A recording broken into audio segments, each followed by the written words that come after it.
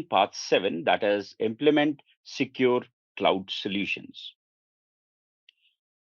So in this module, we have two topics that we need to cover. The first is all about implement Azure Key Vault, and second is implement managed identities. The Azure Key Vault is a managed service offered by Azure. It provides the capability to store our secrets, credentials, APIs, certificates in a centralized place so that we can uh, we can access them, right, using RESTful APIs or with SDKs or with CLI. But for that, we need permissions. And here comes the managed identities. So let's begin with the implement Azure Key Vault. Implement Azure Key Vault. After completing this topic, you will be well equipped with information about the Key Vault. What is Key Vault? Why we need Key Vault? And what are the authentication techniques that we can use to communicate with the Key Vault? And how to set and retrieve the secret from the Key Vault by using a portal and by using a CLI as well. So before getting it inside the first topic of it, that is explore Key Vault, I would like to talk about it, right? Why we need it, right? So in today's world, we are surrounded with a lot of secrets, a lot of information which is sensitive to us. Like I want to work with the banking sites, so I have password for that. I'm working with my ATM, so I have a PIN for that. I'm working with my Gmail, Hotmail, so again it has username and password. I want to work with databases, so I have connection string for that. I want to work with the tokens. So question is where I can store all this information. Or maybe I want to encrypt my C drive or D drive, right? So I need a key for that. So where I can get that key from and where I can store that. I can store that in my laptop. I can store it on my laptop or mobile phone, or maybe on a piece of on a paper, like in a diary. But these are fragile. As well as if someone get access to my library, my diary, my laptop, my phone, so they can hack my system. So it is not a viable solution for storing all that information.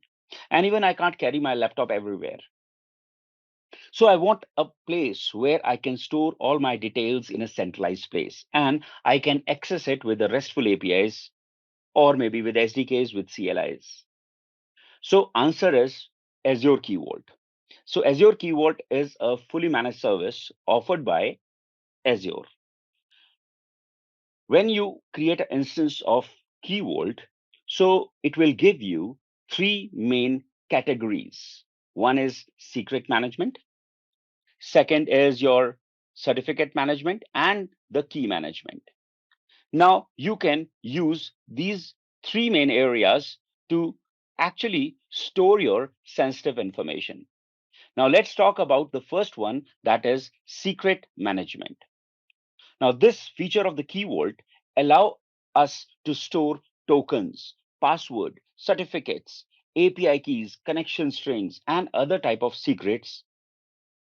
But the way it stores the data into it is in the form of key value pair. So I will define a key and the value. Value can be my password, it can be token, it can be connection string, whatever. So it stores the data as a key value pair.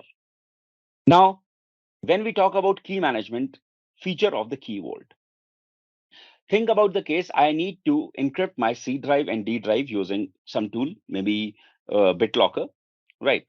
So different tools are there. So I can use one of the tool, but it needs a key. So I want to generate that key and I want to manage that key as well, so that I can use that key whenever I need to encrypt and decrypt the data. So key management feature allow us to create and manage the encryption keys, which I can use to encrypt or decrypt my data. And it is stored in a centralized place, which can be accessed by the trusted user or trusted code. In today's world, we are working with certificates as well. Maybe I have a public or private certificate. I want to store it in a centralized place.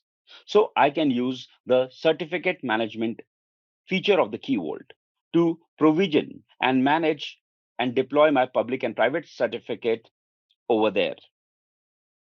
Now, the best part is that all the information that I'm storing into Key Vault is stored right in an encrypted format, and it is backed up with hardware security module. So that is the plus point of it. Now, what are the benefits of using the Key Vault? So as I already discussed that if you want to use the Key Vault, so the benefit is that it provides all the services like secret management, key management, certificate management, right, centrally, and allows only trusted users or trusted code to access that information. I can control who is allowed to do what, who is allowed to read the data from secret, who is allowed to write the data, who is allowed to update the data, delete the data. So I have a full control on these three sections. I can configure it independently. So to access this Key Vault, you need a proper permissions, and whatever is happening can be logged. So you can enable the logging to monitor the activities, that who is performing what, right? How many untrusted requests comes to my Key Vault? How many successful requests has been generated? So we can enable the logging to monitor the activities. And it simplifies the administration of application secret because I don't have to write my own logic or own create my own environment to store these information. We can just create an instance of Key Vault and store that information, and it provides the SDKs, CLIs to communicate with that Key Vault. So it is highly available and easy to play with. There are three ways by which we can authenticate our user or a code to the Key Vault. Now, usually it is two ways, right? But the second way is divided into two parts. One is called managed identities, another is called service principal. So we have already discussed the service principle. So I'm going to talk a little bit on that. So if you go to your Azure Active Directory, I told you that if your application is not running in the cloud, it is running in on-premises, or maybe it is running in other cloud platform, and it want to access your Azure resources. So in that case, you need to go with the app registration. So you need to register your app like I did it here. So whenever you register your app here, let's say console app demo, now this registered app says that I have a client ID and I run in a particular tenant. So if any application want to authenticate it or authenticate its user, they can send a request to me and I can authenticate that request from one of the source that you have configured, like from my organization Active Directory, account in organization directory, like in multi-tenant. It can be from social media accounts, personal accounts. So I can configure that. That's good. But the problem here is that if any requests come from application, how this registered app trusts that application, that that request is coming from the trusted source. It might be possible that I have hacked the session and I'm sending the request from my application. So we have the certificates and the secrets here. So I can generate a new secret. So I just give it a name and click add. This certificate will be expired within that duration. Now, certificate or the client secret. Client secret basically is just a key value, and I can upload the certificate as well.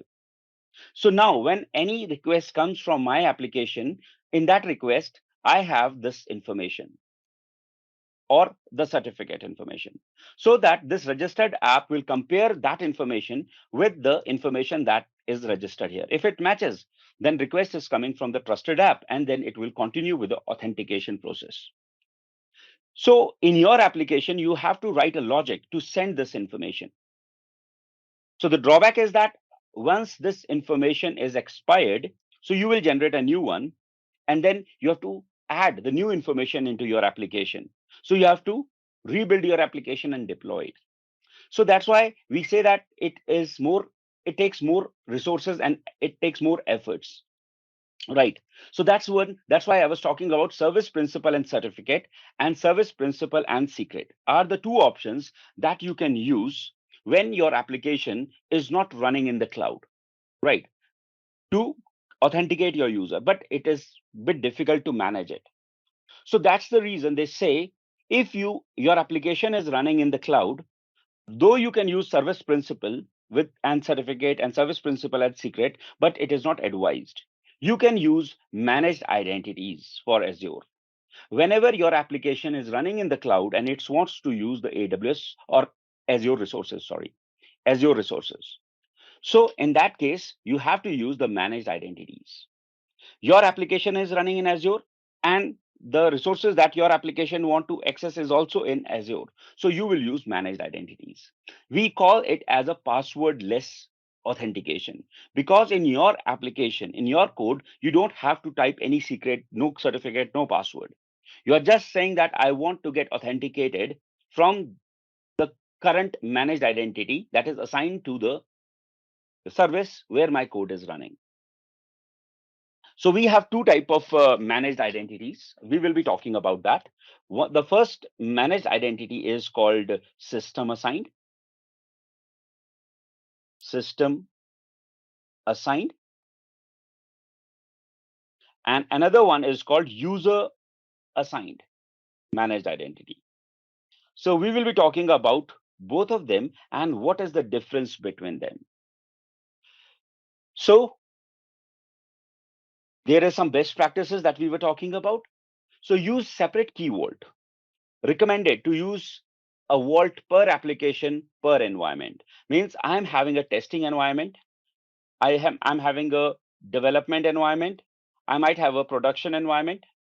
Right. Let's say these three. In this, I have application one, application two. Same here, application one and application two. And production one, I have application one only.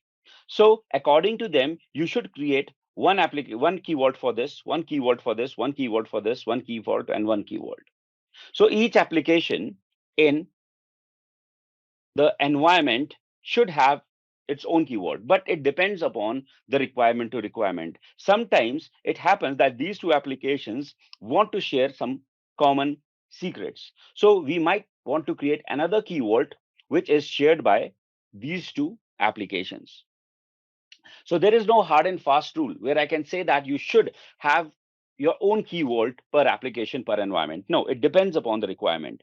But it is suggested that each application which are independent of each other should have their own key vault.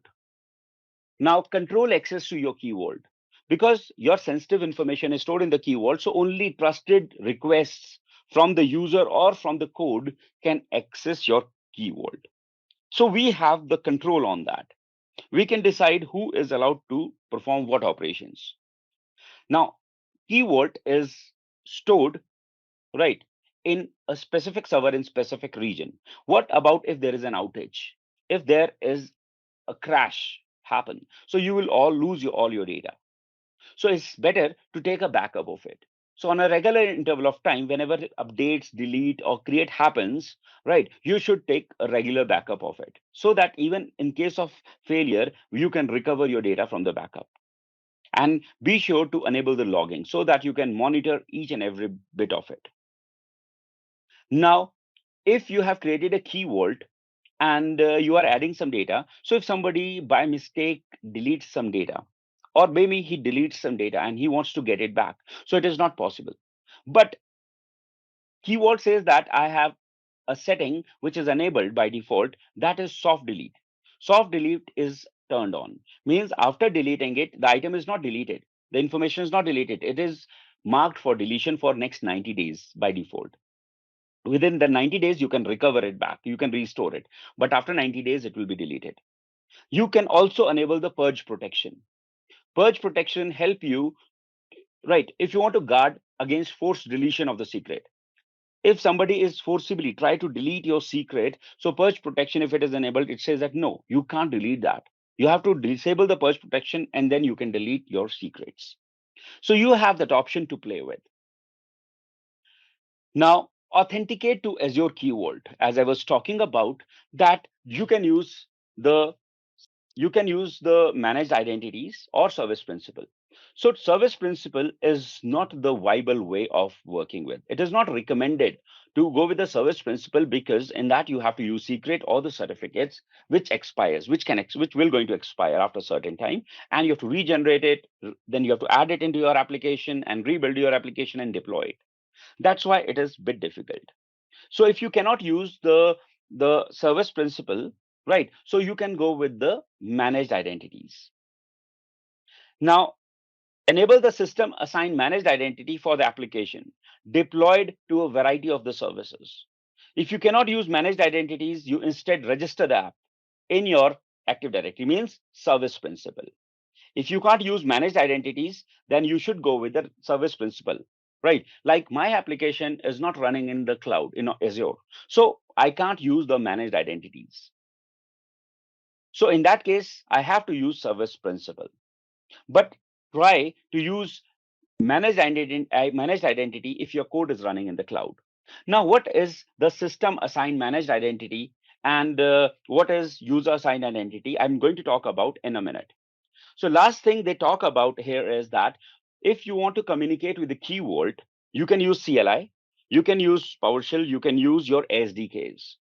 So whenever you are using SDKs, right? So we have a same SDK available for different languages. So it is not that you can use only .NET. No, you can communicate with the key vault in .NET, Python, Java, JavaScript, and so. So we have SDKs available for those languages. And whenever you are submitting a request to the key vault, in the header part, you must send your access token for authorization, right? So access token, which is generated with the managed identities or service principal, you will send it to the key vault. It contains the service principal actually inside it, right? So before I move further, I would like to show you how to create a key vault, right? So we should at least have an idea about how key vault is created. Then we will jump into the managed identities. Managed identities is available with all the services where we can work with the code, where we can write a code, like Azure Functions, virtual machines. We can talk about the app services, right? So containerizations, whenever we create a container instances. So we have the managed identity setting there. So if you want to work with a key vault, you search for the key vault. So I've already created a key vault just to save some time, but I'm just showing you how this key vault look like. So I click on the key vault here